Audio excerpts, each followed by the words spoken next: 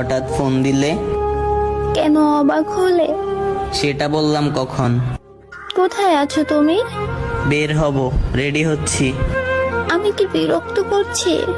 না না, তা হবে কেন? আসলে মনে হচ্ছে যেন। দেশে ফিরলে কবে? তুমি কখন ফ্রি হবে? এই ঘন্টা তিনেক পর। কেমন চলছে সংসার? বিয়ে করিনি। তোমার? পোড়া কপাল আমার। কেন, কি হয়েছে? আমার ঘর ভেঙেছে। ধুর, কি না কি বলছো? সত্যি, ঠিকই শুনছো।